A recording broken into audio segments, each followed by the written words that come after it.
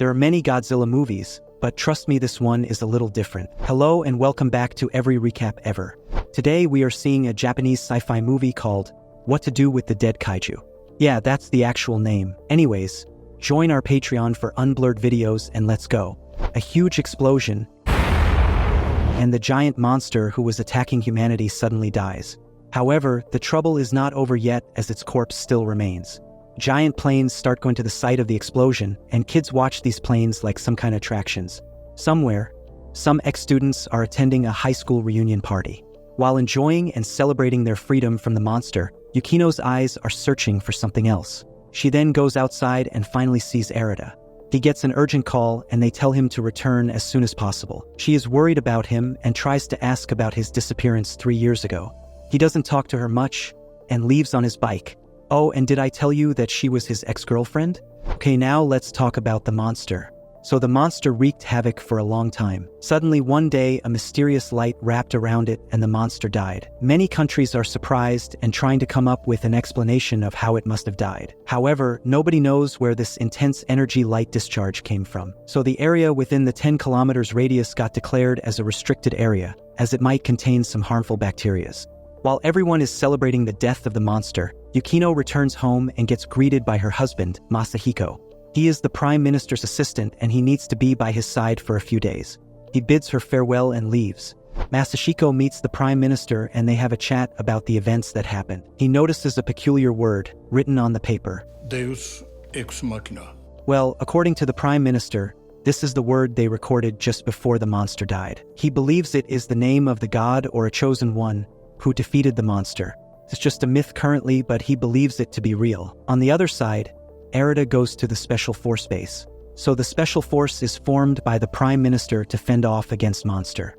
However, now that the monster has died, they are required to do one final job. Arita joined the force 4 years ago with Yukino and Masahiko. They were the best trio at that time. So the Prime Minister goes into the meeting with all the department ministers. Their only concern is who will take the responsibility of getting rid of the monster body. Initially, everyone denies the job, but the Environment Minister comes with a plan to hand it over to the Special Force. The Environment Minister will go personally and look after the body and make sure that Special Forces do this job perfectly. They make Arita the lieutenant for this job. On the other hand, Arita gets this news from his higher-ups. He's a bit skeptical initially. According to him, all the ministers just want to get rid of the Special Forces. So if anything goes wrong, all the blame will be put on the Special Forces. Anyway, he doesn't think much and accepts the position. Later, the Environment Minister and her assistant, who turns out to be Yukino, arrives at the Special Forces base. She gets shocked and even frustrated seeing Arita. He didn't tell her that he's returning to the Special Forces. They then go to see the monster body, which turns out to be huge. Oh, and it definitely resembles Godzilla. Minister then shows the images to everyone, including the Prime Minister. They come up with the plan to make it a tourist attraction, to increase the tourism and GDP of the country. Yeah, we can safely say, they all are corrupted. However, before opening to the public, they need to check if the atmosphere is contaminated or not. Later, Arita and the team go to collect some samples and see a small bulge forming from the body. They poke the bulge and... yeah, and it smells terrible. So later, the results of the atmosphere test comes out, and according to tests, no bacteria get found. However, bulge samples tell the different story. Masahiko quickly goes to meet the lab attendant and learns that the bulge contained mycelium, which can be dangerous to us.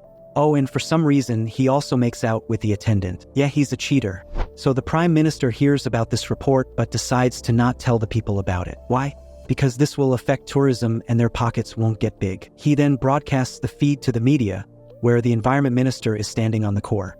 She tells everyone that it is completely safe here, but suddenly she falls into the monster's wound.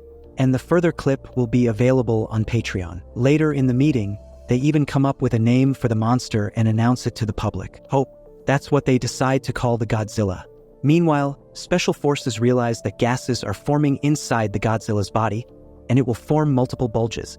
During the meeting, the Prime Minister allows the Defense Minister to take part in this. Military then takes over the Special Forces base and they plan to freeze the body so it won't explode. Arita tries to stop the commander. According to him, when the ice melts, it'll speed up the explosion process. However, they don't listen to him and start the freezing process anyway. It backfires and the ice immediately starts melting. Pressure inside the bulge starts increasing. Erida asks the ministers for permission to fire a missile and pop the bulge, but they are more concerned that it will reduce the value of the corpse. Eventually, the bulge explodes and the 15-kilometer radius gets engulfed in the gases. Oh, and it stinks.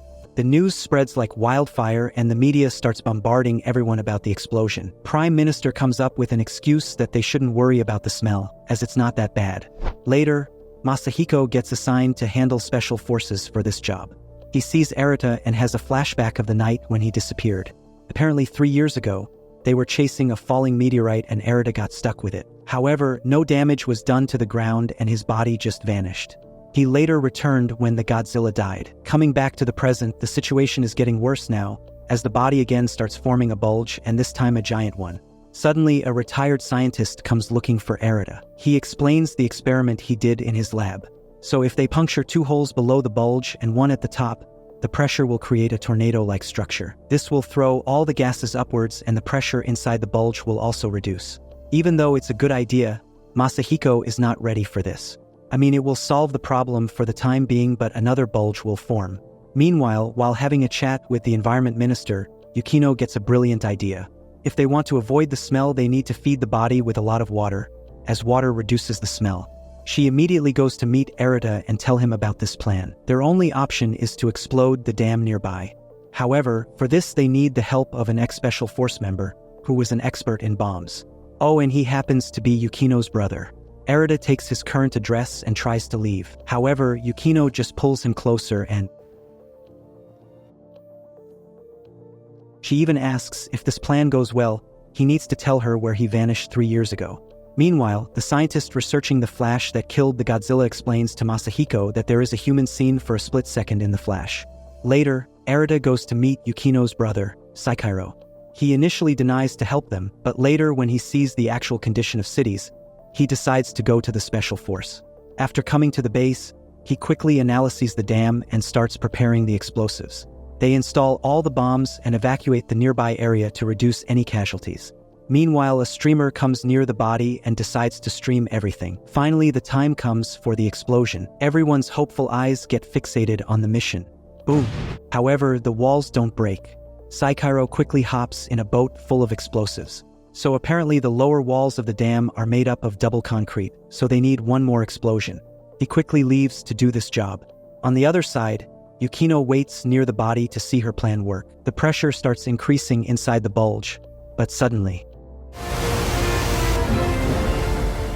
water spreads around the body and enters through the monster's mouth.